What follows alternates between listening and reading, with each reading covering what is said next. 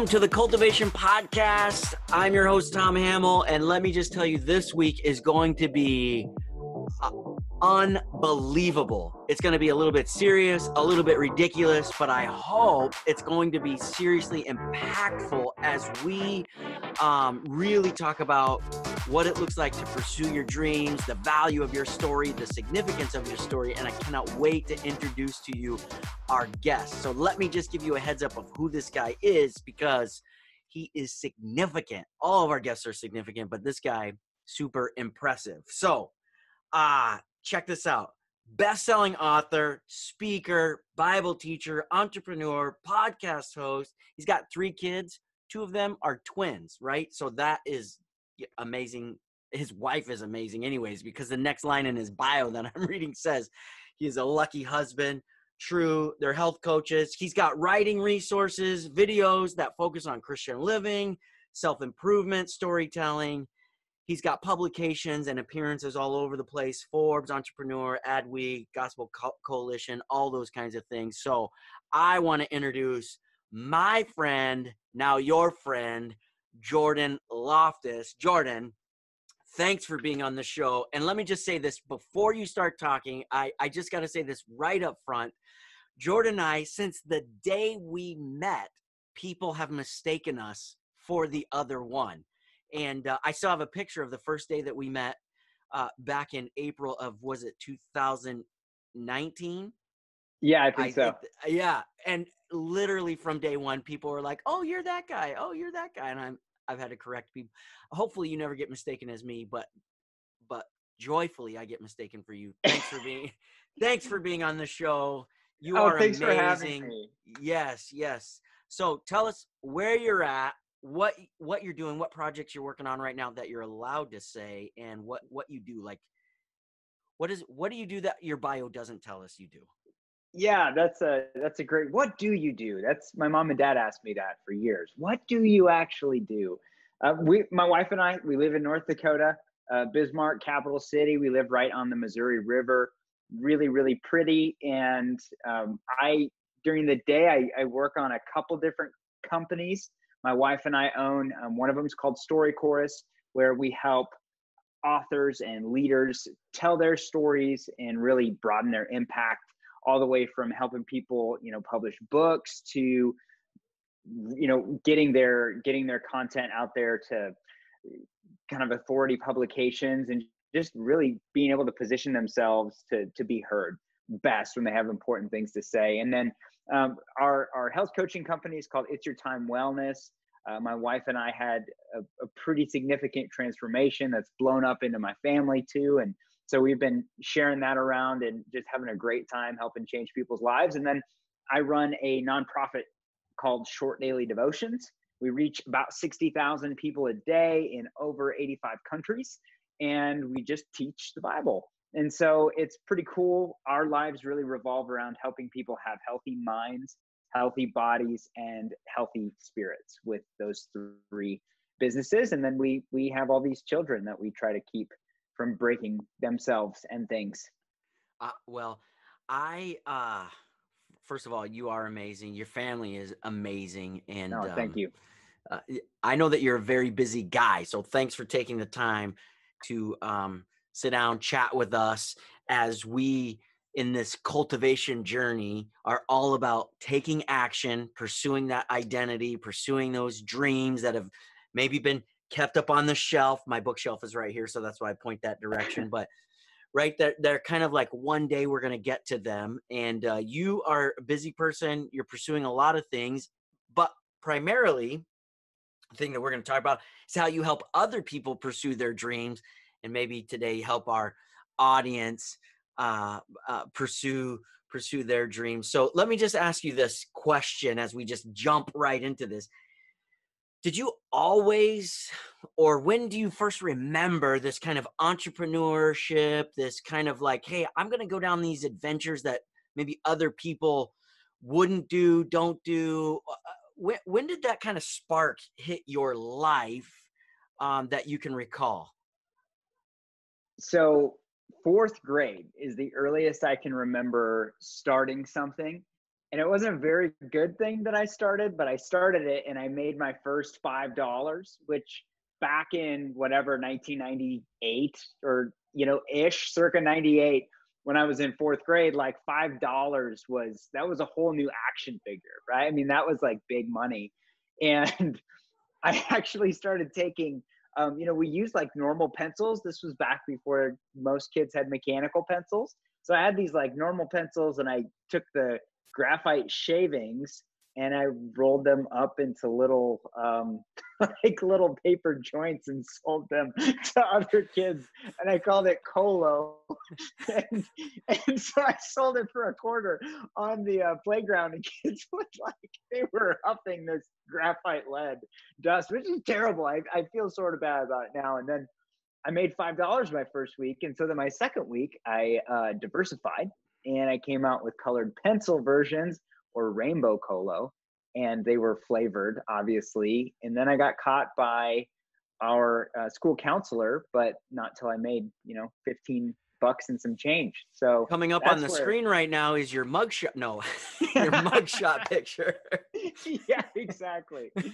So that was my first business. That was the birth of your entrepreneurship right there. Yes. Awesome. Awesome. Last season we did an episode. I did an episode in season 2 of the Cultivation Podcast talking about how your story matters, and really listing the things that you've invested in and your businesses and the things that you're running, from either writing or health coaching, those kinds of things. You really spend a lot of time investing into other people's stories. And tell me, I have 2 questions in regards to this. What is the significance of that you have found, uncovered, either as you've journeyed with people? And then 2, why is that so important to you personally? Just small That's a questions. good question. Yeah, small questions. So I think stories are so important because they represent our lives, to some degree, whether it's fiction or it's, a biography or it's someone's life that's actually being written in real time. I mean, I think every story is super significant. And I mean, if you look at stories, like they change the world. Like the stories that get told and get believed and get lived in actually have the power to change the world. And I think that we all, when we kind of become the author of our own stories, then we also have the power to change the world, and we have the power to change our world, right? Starting with us. And so by helping people not just tell their stories of, what's happened to them, but also helping them make sense of what's happened to them, helping them put it into like a framework that says, hey, all this stuff that you walked through that was so hard, these people you lost, these mistakes that you made, that was all preparation, right? That's all fertilizer for the soil. Like this is going to grow into something beautiful, but like you have to kind of catch that vision that like you're on a swing, but you're still on the way up. Yeah. And I think that I think that can happen when you help people see their lives as a story instead of just as a flatline thing bumping along on this, blue ball hurtling through space. Earth. That's it. Okay. When did you figure out that you had a knack, a gifting, a passion, a calling, a purpose for writing? And one of the things I just want to say is that when it comes to this, not only do I recognize and cherish your gifting, I recognize as a gifting, because when it comes to that stuff, like I flunked out of English class in high school, right? Like my entire high school career, I read one book. I think it was Fahrenheit 457 was the one book that I read-ish. Now there's a movie. You don't even have to 451. 451. Fahrenheit yeah. 451. Yeah, that's it. There you go. See, I didn't even get it right. There you go. So I totally respect, honor, and recognize that that's a gift. when did you recognize that gift, and how did you just begin to pursue that? What did that look like for you? Unpack that. Yeah. So before I ever started having aspirations to be a writer or a storyteller in whatever capacity, I just loved stories. I just absolutely love stories. I mean, like that's a human thing. Like that's why movies are a thing. That's why Netflix is a thing, right? It's because we love stories. They make sense to us. They connect with us. We remember them. That we get lost in them. And so I was always just super into stories, and I love to read. And I read a lot of like nerdy kind of novels. And in fact, I would read so much that my dad would get really irritated with me when we were on trips and driving through like some beautiful, like the Cascade Mountains in Oregon. I remember this. It's the most beautiful country, right? We're from flipping North Dakota. So like I should be getting eyefuls of these beautiful vistas. And I'm back there like reading my nerdy little, elf book or whatever. And he's like, how are you not looking at this? And I'm like, they're right in the middle of the quest, Dad. You know? and so, and I'd be like, let me spend my vacation the way I want to. And so that was just me. I just loved stories. And then I started learning, oh, I can create stories. Like I can start telling my own stories, and there was a lot of joy there. And not me publishing anything out, just me in my room writing in a journal and imagining things, and then thinking about like, oh, what would it be like if I wrote about the things that have happened to me, and started writing those. And if you've ever spent time, which I know you have, writing about your life at all, it's a really profound experience when you just start writing it out, because suddenly you see yourself like from this perspective. You get this odd distance on your life where you're like, oh my gosh, look at that. Like you start tracing these threads and putting things together about your life that you never did before. So I'm doing that, and then I show up in my 10th grade Latin class, and this is where I know it is. I'm as nerdy as I look, folks. And if you're listening, I'm as nerdy as my voice sounds. so I'm in this Latin class, and I was always a good writer just because I read so much. So I could sound, at least like a good writer the way that my teachers wanted an essay. Well, we get this assignment that we have to make up this story that is about one of the gods or goddesses that we're studying about, right? One of the Roman gods or goddesses. And I think, sweet, I'll just go write one of these dumb little stories that I always write and have a great time. And I go and I pick like the Roman god of vengeance. I don't remember what his or her name is. And then, I write this whole story, and it's like super, super nerdy. If you've ever read a fantasy novel, I mean, it's just everything you would imagine, right? Swords and lots of blood. A high school kid writing a violent story. So anyway, I write this story, and I'm just like, oh, this is great, and I'm going to turn it in. Yeah, my teacher's going to see it. I might be a little embarrassed, but whatever.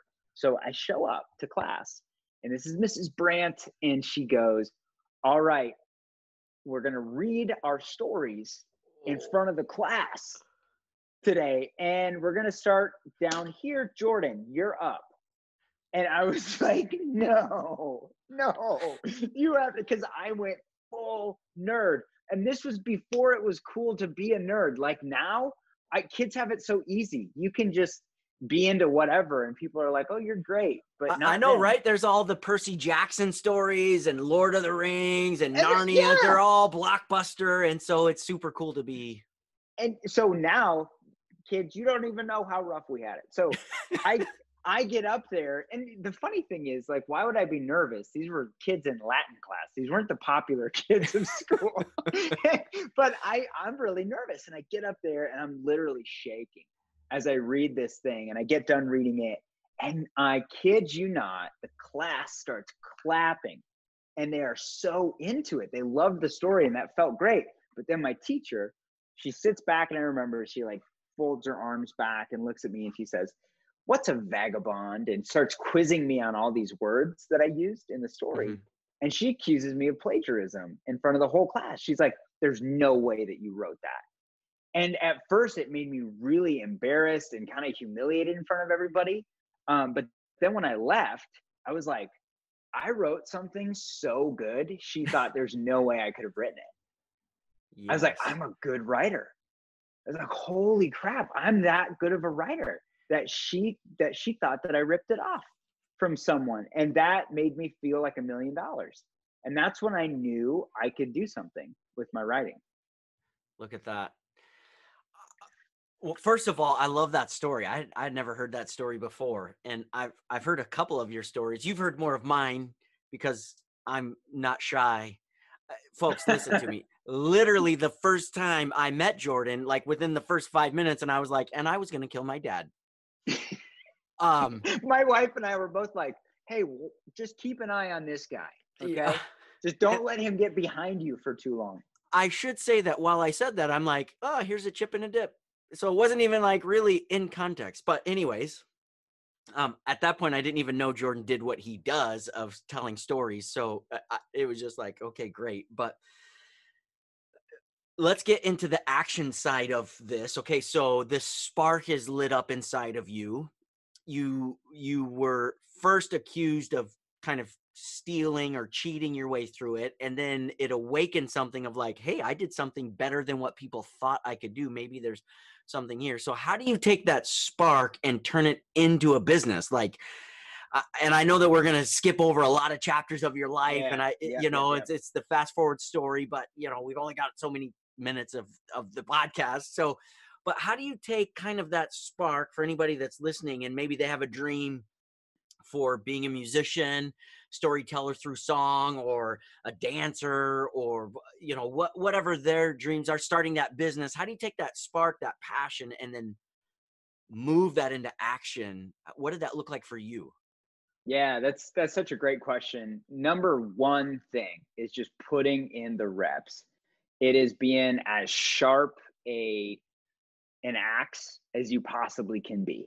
Because they talk about luck as opportunity, when opportunity meets action, right? Or preparedness. Like it's an opportunity comes up and you want to be as sharp as possible to take advantage of it. And so just always putting in those reps. I started with a friend, I started this ministry called Short Daily Devotions 10 years ago now. And we literally wrote 20 pieces of new content every single month and published it out. Now multiply that over 10 years, right? That is so many words that I never got paid $1 for, but I just did it because I loved it. And I got better at communicating, and I started to learn it wasn't so much about what I wanted to say, but it was about what people needed to hear that I could deliver for them, right? What value could I strategically add to certain audiences? So I started learning to be a lot more into the who than the what. And so I started being able to move the needle for people. And I think whenever you have a skill that's something you love that you would spend the rest of your life doing for free, I think it's a superpower.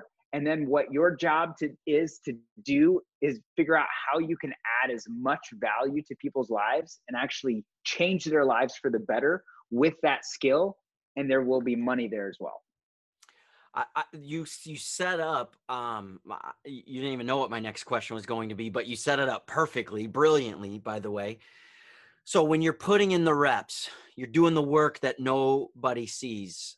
How do you cultivate the grit to keep pursuing when there seems to be no return on investment? Like you said, you've been doing your short daily devotions for 10 years. I don't know if that makes you money right now. That's not really even the point. But when it seems like you're not even getting the attention of anyone, you're like, I'm putting out these 20 pieces of content into the universe, so to speak, into the World Wide Web or onto the YouTube verse, and right. No one is watching or listening or paying attention, that sort of thing. So how do you have the grit? How do you cultivate that grit to keep pursuing when you're not even getting or attracting any attention whatsoever? Because I loved it. I love it. Like, here's the thing. I could be a billionaire and I would still write. I would still tell stories. Like, I would still pursue pretty much what we're doing now because I love it. It's just what I do. And I think finding the grit to do that is really about, what the return what return you're looking for, I guess. If you're looking for return on attention, um, you know, sometimes it's not the best to even shoot for that right away because you suck when you start. I'm like, looking back, I'm like, I'm so glad people weren't paying attention. It was terrible. But I just did it and did it and did it because I would have done it for free, like I said, because I loved it. And the return I was looking for was more internal, I think, was more that I'm living in alignment with what I believe my purpose is, no Mm. matter what my job is, right? Because my job wasn't professional writer. I didn't have a professional writer title until, in recent years. And it wasn't about my job, it was about my calling. Yeah, that's so good. You and I have talked about this in the past, and you kind of again set up the next question. But I'm really passionate about our greatest teachers.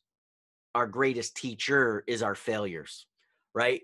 That it is the suck. It is the failure moments. It's the terrible performance that actually teaches us the greatest lessons and causes us to improve. How have you, um, maybe not knowing it in the moment, maybe, in hindsight, but how have your failures made you better as you've pursued this, as you said, professional writing at this moment in different facets, different opportunities? What has failures done for you, and how did that keep you going, make you better? Yeah, man, you're so right about that. Like, failure is the most invaluable thing you can have when you view it correctly. And again, when you put it in the framework of a story, because there's no good story without conflict. And a lot of times our conflict comes upon us as failure, and it can either stop you or it can level you up. And that's where that grit comes in. But I think my biggest failure wasn't so much centered around writing as it was business practices, because Mm, that's the thing, especially if you're into artistic pursuits. If you're a writer, if you're an artist, painter, crafter, potter, musician, a lot of times we love the art, but we don't love the spreadsheets, right? We don't love looking at those P&Ls. And you've got to understand business to some degree to really make a go of something that's sustainable. And so that's where I had my biggest failures. In my first company, I started with a couple guys. We were trying to get this really creative thing off the ground. Nobody would buy it. So we were doing work on the side that paid the bills. So while we were chasing the shiny, squirrels all around town, our main income source dried up because we weren't really paying attention to what our sales pipeline was, right? And so all of a sudden, 80% of our revenue shuts down overnight because we had this one big client that had a bad quarter. And mm, so suddenly we're scrambling, have no money, didn't pay ourselves for months. And it was really, really hard. We made this last ditch product that got us acquired by this marketing agency, and they put all this stuff in like the local business journal, and it made the papers, and it was all this thing because it was this acquisition. But really what happened is they basically bought our computers and gave us jobs, and they completely saved us. And so I'm getting like LinkedIn messages from like financial planners thinking that I'm just flush with cash, and it's like, no, we're in debt because I haven't paid us. I haven't been able to get a paycheck in 4 months, and all they did was buy my laptop. And then going into this new company, I went from an owner of a business and like the face of the company to essentially like my job was to take notes in meetings and schedule appointments for our account people. Like it was like the lowest entry level mm. job. And I made 50% of what I needed to make to just make sure that our family's okay. That was crushing, man. Every time I walked into that office, I felt like the biggest failure ever. And I had walked straight into this mirror that was like, hey, you're worth nothing, is what Hmm. it felt like. And I just wanted to run out of there, but I couldn't, right? Because I had to take that opportunity. I ended up learning so much there. And then I also had to learn more grit, because then I started getting up at 5 in the morning with a side hustle, because I had to Yeah. double my salary. Within a month, I had to double my salary. So you got to work really hard to do those things. But the lessons I learned in that season are what make possible what we do today. That's so good. I read a quote today, and because it's brand new, fresh, I don't have it memorized who wrote it. But the quote went like this: "If you want to perform in front of thousands, you first have to practice 1,000 times in front of no one." I And think I said sometimes, that. yep, That's it good. must have been you. Must have been you. But the idea is that those lessons behind the scenes are actually what gives us the right and the authenticity to perform in front of our audience, whatever that looks like for us and where we're pursuing our dream. Last question, and then we're going to shift gears into some fun stuff here. But going through those failures and wanting to quit and having all those insecurities, and we all have them, every one of us. Maybe you have less than me, I hope. But what are some roadblocks that maybe you have identified that you can even kind of highlight to the audience here, that you're saying, hey, when you're going through this, watch out for these roadblocks so they don't derail you on your journey? Because I believe there's a lot of people in this world, in this country, that are not living out their identity and their destiny because they got derailed somewhere along and never thought they could get back on the rails, right? And so, and before you answer this, I'm just trying to speak life into some people here, that the rest of us need you to awaken to your identity and your Yeah. purpose, and we need you to get back on the rails of that journey. But so if you're sitting there, I want you to listen to whatever answer he's about to give, because maybe you've been derailed by a roadblock, and we need you to get back on the rails in pursuing that, because we're all better because of your contribution. So what are some roadblocks, Jordan, that you could help us out with? What have you identified that kind of derails people and knocks them off course, that we could start watching out for in our own journey? Number one is absolutely do not be controlled by the opinions of other people. If you allow yourself to be controlled by the opinions of other people, you're having your life written for you, Mm, right? Just understand what you are forfeiting. You are forfeiting the life that you could construct and create and live on your terms. You are completely giving that away when you live within the control of what other people are thinking of you. And now let me take it one step further. Not what they're thinking of you, what they might be thinking of you. oh, that's even bigger than That's what they are thinking of you. exactly, that's the crappiest part, is we tell ourselves, again, man, this is the power of stories. We tell ourselves these stories in our heads that, oh man, my dad isn't going to be proud of me if I do this. I could never admit that this is really who I am or what I want to do. Or they're going to look at me on social media and say, what does Jordan think he's doing? Starting a company, leaving his job. We assume we know what other people are thinking when we don't. Mm-hmm. And so the wildest part is sometimes we live in a little box that is built of imaginary opinions that never even existed, yet we kept ourselves so small and so unhappy and so desperately sad at Yeah. times because of something that isn't even real. So don't allow yourself to be controlled by what other people think or might be thinking. So get over that. Number two, I would say, is to look at your tendency as a person. Do you tend to be reckless or reluctant? Here's why I say that. Get into action if you tend to be a reluctant person. Mm. And if you tend to be a reckless person, pump the brakes for 24 hours and think. Because the biggest enemy to opportunity is inaction in my mind. I really have seen a lot of people who want to start doing either something like what I do, and how do I write a book? How do I start a business? How do I XYZ thing, whatever it is, start a ministry, start this, that. It's like you start.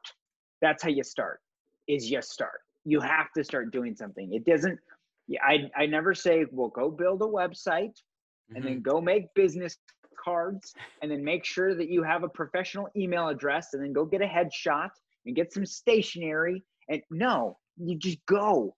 You just go and start. But look at your tendencies. If you're a reckless person, I'm usually pretty reckless, then you need to think through and have at least your next 2 steps planned.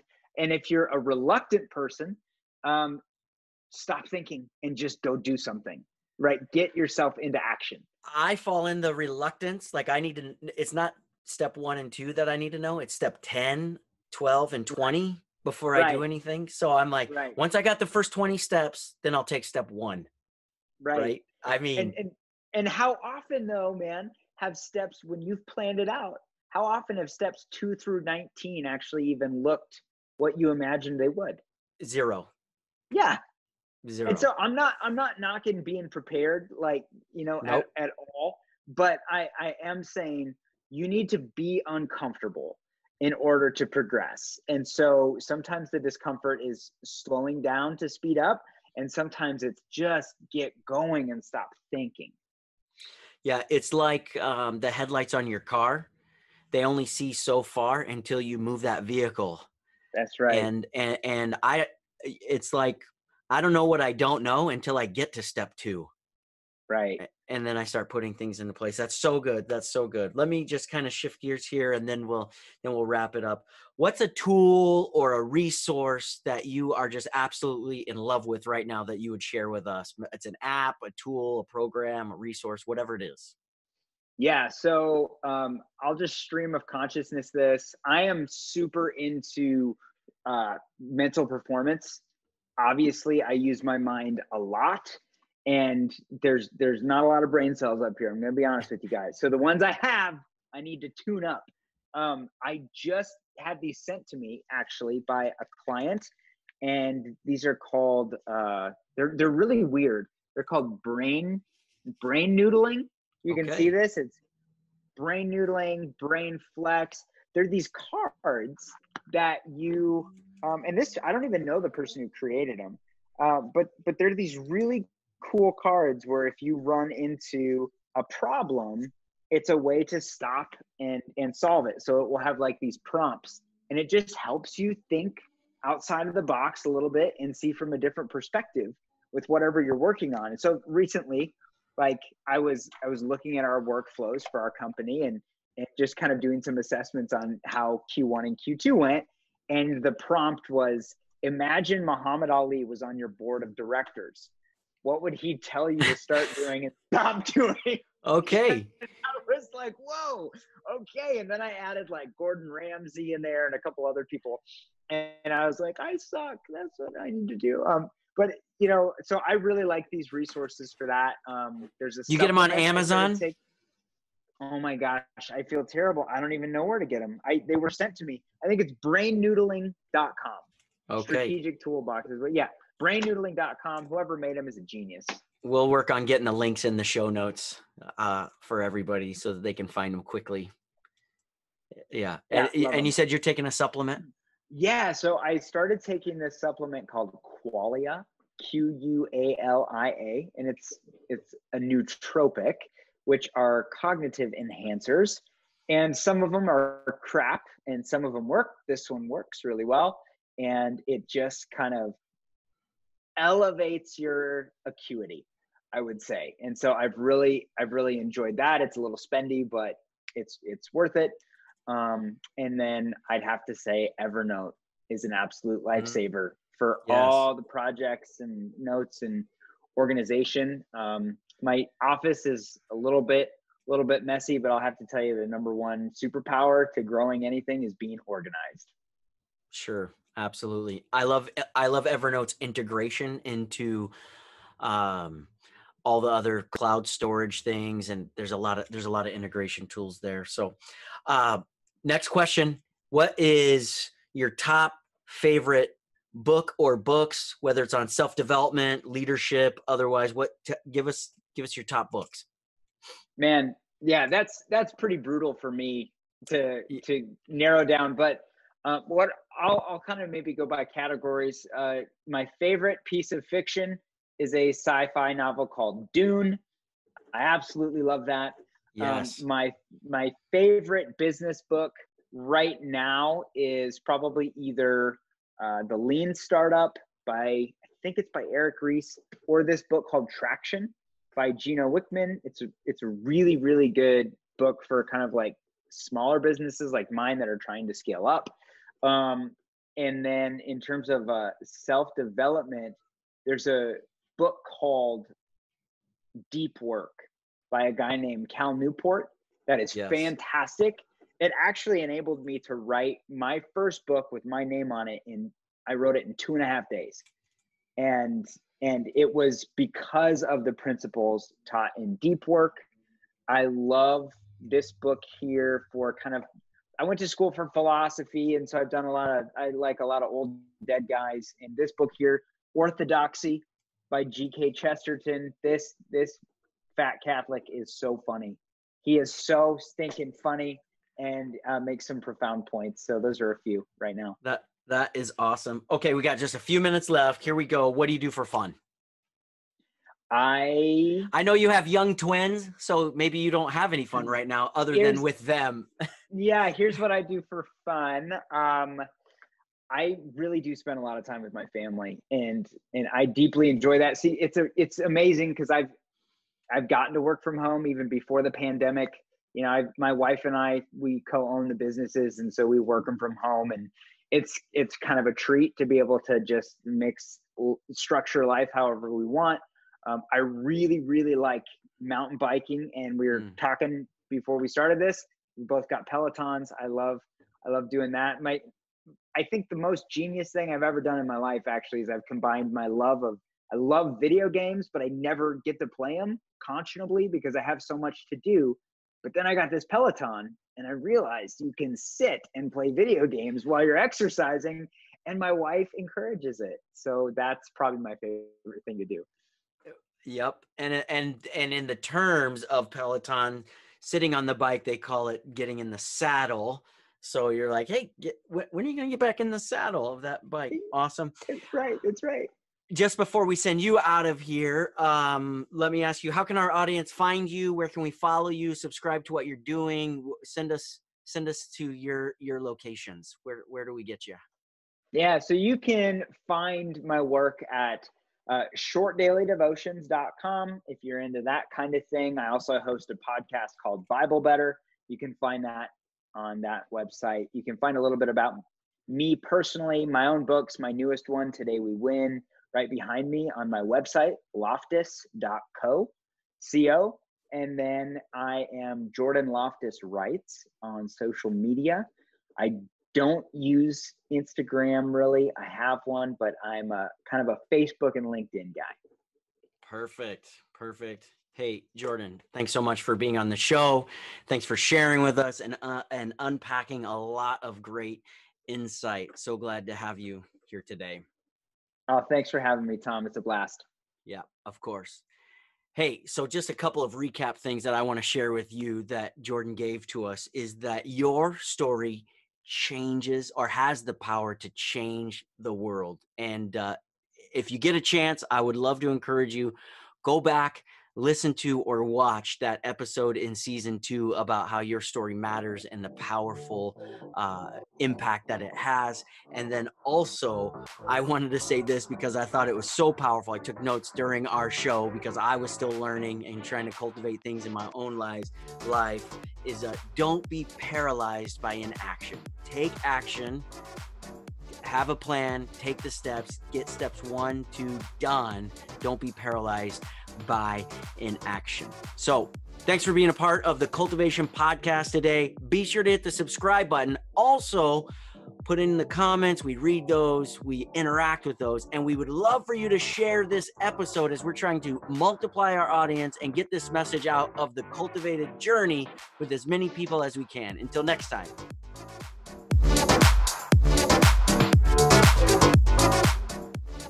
Thanks for checking us out today. Be sure to hit the subscribe button so you don't miss out on all the incredible content we have coming out. Also, we'd love to hear from you in the comment section. We read those, we respond to those as we journey together in the cultivated life.